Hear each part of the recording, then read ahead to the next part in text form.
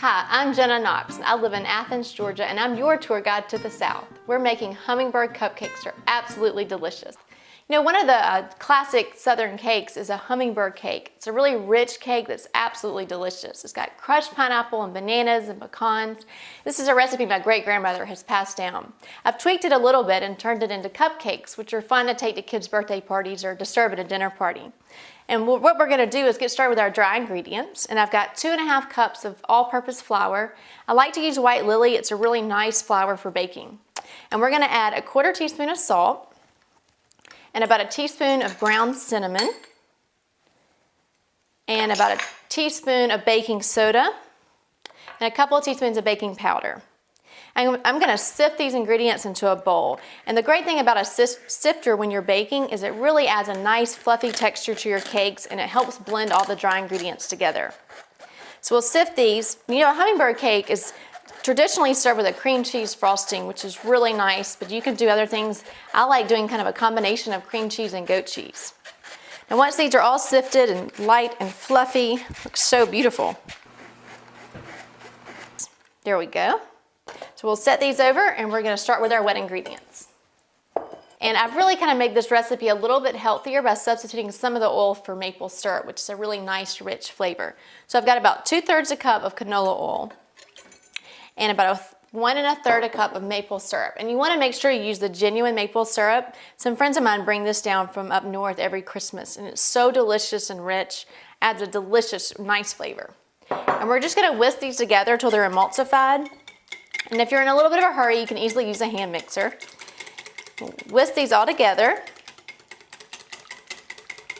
It'll get a little thicker and nice color.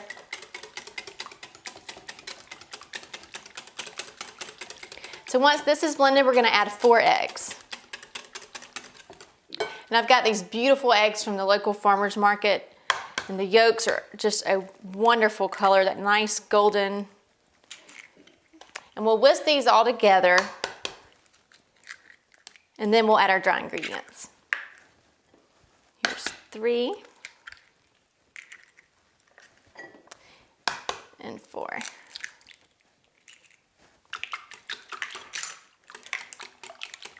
You know, a friend of mine who's kind of taught me a lot about chickens now that I have my own tells me that you feed your chickens either yogurt or cottage cheese once a week, and it really helps with the eggshells. It's a little interesting tip I'm trying out now. So now we're going to incorporate our dry ingredients, and you want to do this in 3 or 4 batches so you can avoid any lumps in your batter. You just whisk it till it's nice and blended.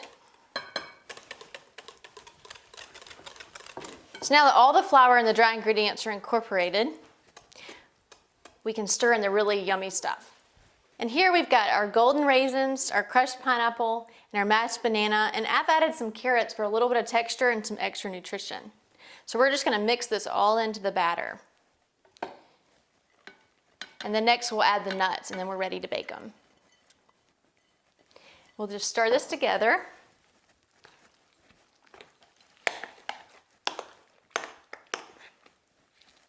Once this is nice and blended, we're going to add our nuts.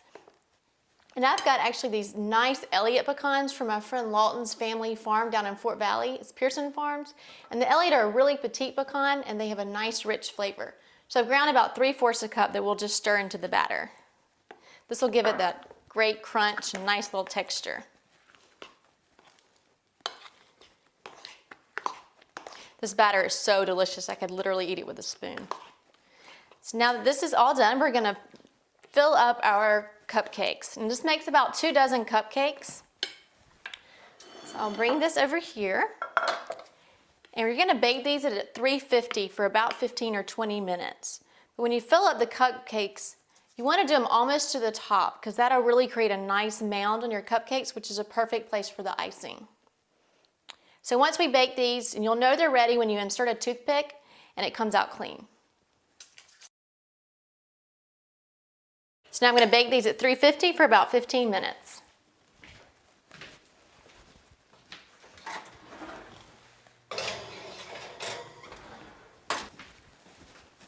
My hummingbird cupcakes turned out beautifully. And now they're all nice and cool, so we're gonna make our frosting. And this is a delicious cream cheese frosting with a little bit of a twist. I've used fresh goat cheese from Sweetgrass Dairy down in Thomasville, Georgia. And I've got about 6 ounces of a light cream cheese and 8 ounces of the fresh goat cheese. And we're just gonna blend it together with a hand mixer.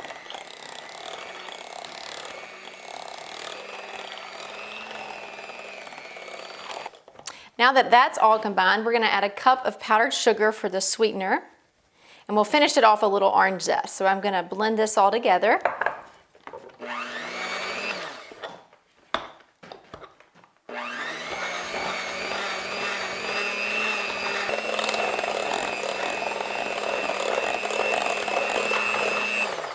Perfect. Now that that's all blended, we're gonna add a little bit of orange zest, and we are ready to ice our cupcakes. I use the microplane, which is a great way to add any kind of citrus zest when you're cooking. It adds such a fresh flavor to marinades and desserts. And I usually do about 2 teaspoons of orange zest in here. Now that we've got all of our orange zest in here, we're gonna stir this into the icing. This icing is so delicious, I could eat it with a spoon. And you can add more or less citrus zest if you like, just kind of depending on your taste. So we'll mix this all together.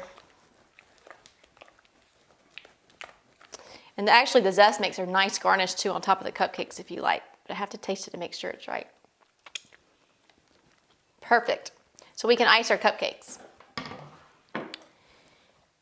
And see, the nice perfect mound is great for doing a lot of icing, which makes it really good.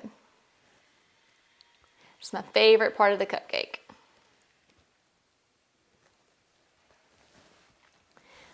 Put a couple of those out there, and these are really a fun cupcake to take to birthday parties. Kids love them, and they're a lot healthier than your average cupcake. The nice crunch to them and that creamy goat cheese is just perfect. Perfect. And now for the best part, I get to taste them. The textures in this cupcake are so beautiful. You can really see the raisins and carrots and pecans. This couldn't be more southern.